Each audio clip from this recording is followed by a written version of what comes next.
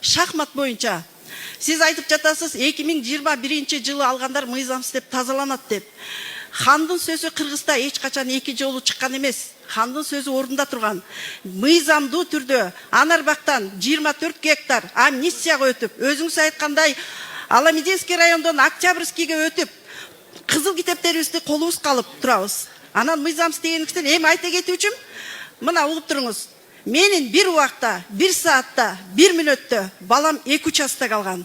Бирөөнө чогулуп балдарым ынтымакташып 2019 жылы там салып киришти.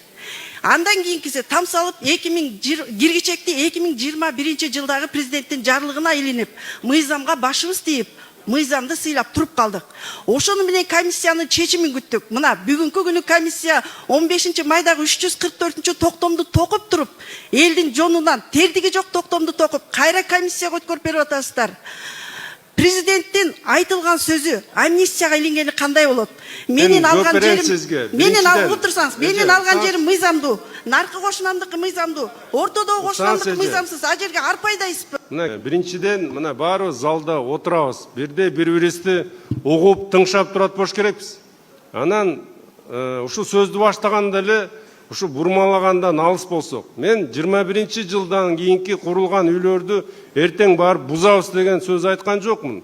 Мен сизге айтып атам, 21 жылдан кийинки курулган үйлөр бүгүнкү жер мунапыстын алкагында каралбайт, мыйзам алкагында. Алар деген бүгүнкү күндө бузууга жатат. Жана жерлерди өзүнүн калыбына алып келүү боюнча. Бирок эч кандай иш аракеттер жок. Мен силерге айтпадым, мамлекеттик комиссия ишин аяктады, корутундусун берди.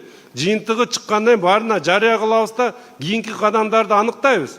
Сиздер айтып атпайсызбы, мына баламда 2 жери барды. Биз деген жер мунапысты жарыялап атканда, ал жерде ушул жашоо турмушун алкагында мына айла жоктон барып ошол жерге үй салып, ошол жерге жашап, 10 жылдан бери, 15 жылдан бери жашап, же мектепке баласын бере албайт, же бала бакчага бере албайт, же каттоого тура албайт, же шайлоого катышпайт дегенде жер мунапысы жарыяланган. Аны деген элдер 2-3 участкасын алып алды эле ошону мыйзамдаштырып берейик деп барган киши жок да. Ошондуктан мен силерге да бир жолу кайталайын. Бүгүнкү күндө мамлекеттик комиссиянын жыйынтыгы чыгып, корутундусу чыккан, жана чечимдер аныкталгандан, белгиленгенден, бекитилгенден кийин биз силерге кийинки кадамдарды айтып түшүндүрүп беребиз.